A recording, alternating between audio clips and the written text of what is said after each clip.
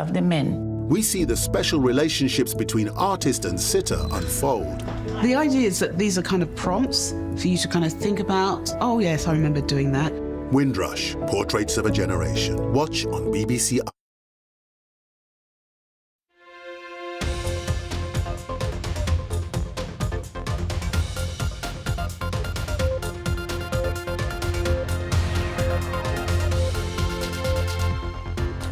Argentina raises interest rates to a whopping 118% after voters backed an economic anarchist to become its next president. UK average wages are growing at a record rate. And celebrity consultants. We examine why more companies are putting big names in high-profile roles. Hello and welcome to World Business Report. I'm Tadgh Enright. We'll be talking about Argentina in a few moments' time. But first, China has cut the cost of borrowing in an effort to stimulate its economy. The unexpected move, which applies to a series of key interest rates, coincides with several other measures of economic data, which paint a gloomy picture for the world's second biggest economy. Retail sales, industrial output and investment are all growing at a slower than expected pace. Many economists believe that Beijing needs to do more to reinvigorate growth. Well, back here in the UK, unemployment rose to 4.2% in the 3 months to June, up from 3.9% in the previous 3 months. Average wages, not including bonuses, grew at a record rate of 7.8% during that same period, which is almost the same as the latest UK inflation measure of 7.9%, which was recorded in June. So what does that mean? Well, that means that average pay has almost caught up with price rises. Let's discuss that now with Jane Foley, who's head of FX strategy at Rabobank. So Jane, it sounds pretty good that finally wage growth has caught up with inflation, but is there actually something more complicated at play here, which means it might not be such good news? Yes, there is always a sting in the tail, isn't there, with economic data? And what it does mean is that it's just about certain that the Bank of England will be hiking interest rates again. Now, their next meeting is towards the end of September. So, yes, they will be hiking rates again, almost certainly by another 25 basis points. But what this data has opened up is, well, how much more are they going to go? And now the city has begun to speculate that rates will be going up even further, maybe as much as 6%. Now, those expectations had been dampened a month or so ago by softer than expected inflation data. And what's really quite interesting is that we've got the next release of inflation data tomorrow. If that's softer than expected, well, these expectations about Bank of England interest rates could be really quite volatile. Yeah, indeed. I mean, the other element of this data is that you're seeing unemployment going up. Now, it is going up from quite a low level. Doesn't sound like good news, but is there a chance that that in itself takes the heat out of the inflationary picture? Yes, you're quite right. In fact, this is what monetary policy tightening or interest rate hikes are all about. They're all about trying to loosen the economy, loosen up the labour market so there's less demand in the system, so inflation comes down. And so we are seeing in this set of data early signs that the labour market has peaked, that it is loosening. As you said, unemployment has gone up just a small bit, but also the number of vacancies is also slowing down too, suggesting it's going to be a little bit more difficult to find a job going forward. So from a broader economic perspective, do we actually want wage growth to start ticking downwards once again? Unfortunately, yes, that there's some pain that is necessary to get the inflation down. We have to really go through this, and we need the labour market to loosen. And that means it's going to be less easy to find a job. Employers, therefore, won't have to raise wages to attract workers quite so much.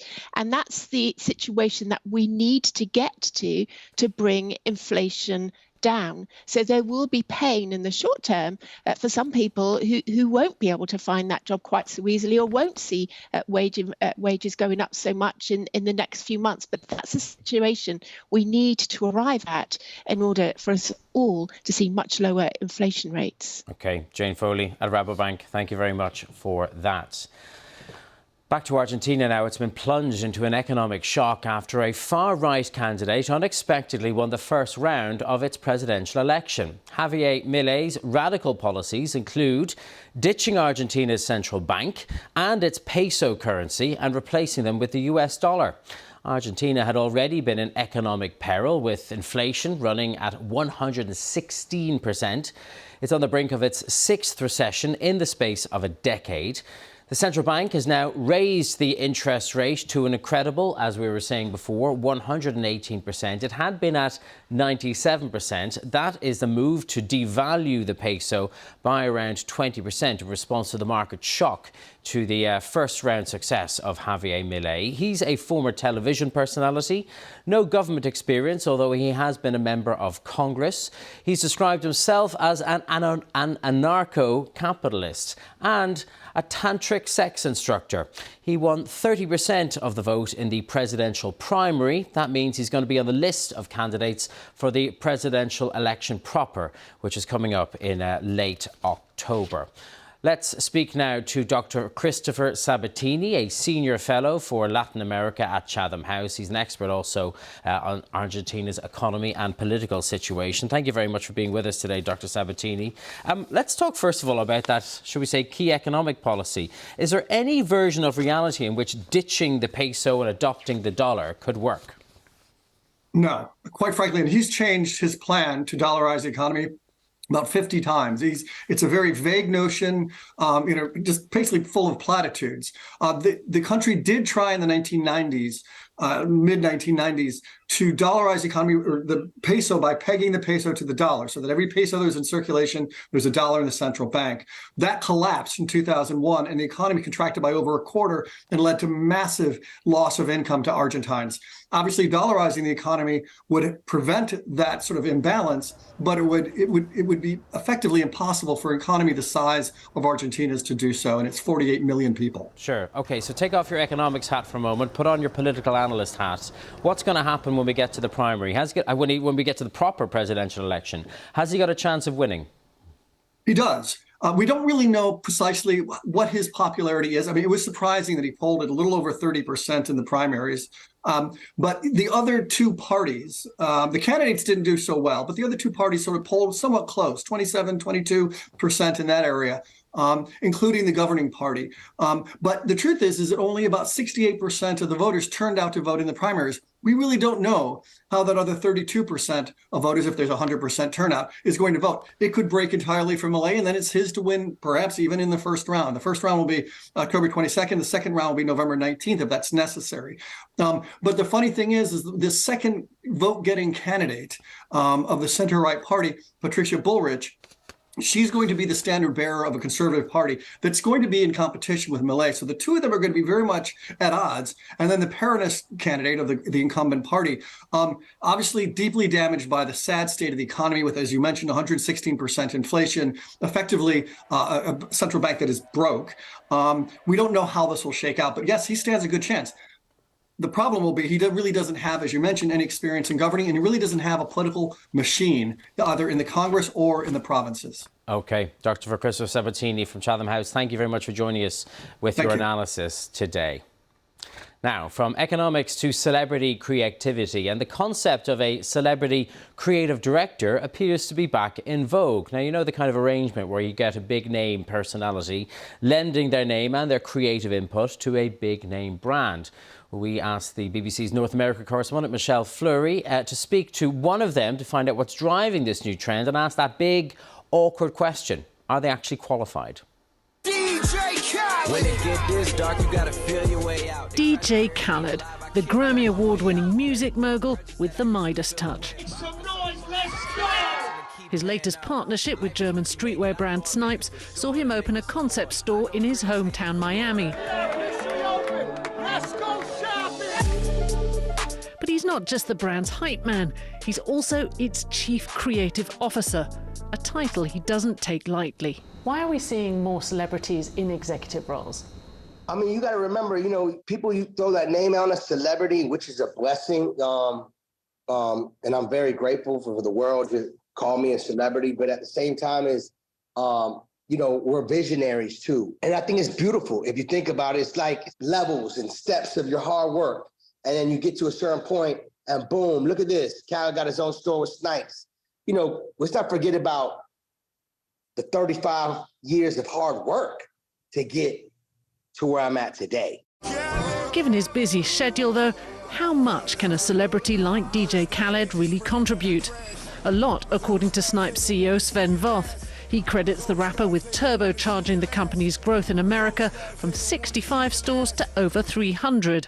Being honest, that was a crazy move. That time when we made this deal, we just had 65 doors in the US. And we signed with Khaled, we signed with 2 NBA teams, and everybody in the United States thought this German guy is a little crazy because this is a little bit too much for what it is. But I think that was the best starting point we could have. It's not just me, it's we. DJ Khaled's role is part of an emerging trend of famous faces taking on executive roles.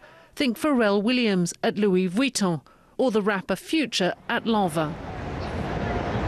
It used to be that to sell product, you'd hire a celebrity to pose with it, run some TV ads, and stick their image on a giant billboard. The huge signs here, part of the attraction for visitors to New York's Times Square. But that was in the age before social media. You know, it started back in 2008 when Instagram was invented, really. Vanessa Friedman is the New York Times chief fashion critic. Once upon a time, we got most of our consumer information through magazines. As the internet allowed direct communication between brands and celebrities and consumers, that stranglehold completely opened up, right? It was like the floodgates opened. For the stars, she says, it's about more than just the Benjamins. The actual celebrities want more input, right? They don't just want to be a face. They don't just want to be kind of giving their image to the brand. They want to say over what their image is connected to.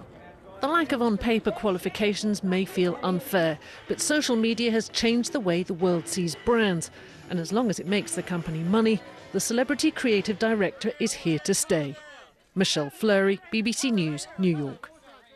In other business today, the Swiss bank UBS has agreed to pay a $1.4 billion fine in the United States to resolve fraud claims stemming from the 2008 financial crisis. That brings to a close the last case brought by US prosecutors investigating banks' conduct in the run-up to the crash, which sparked a global downturn. UBS did not admit or deny the claims. And Japan's economy grew faster than expected by 6% on an annualized basis in the second quarter, boosted by rising demand for its exports and a weaker currency.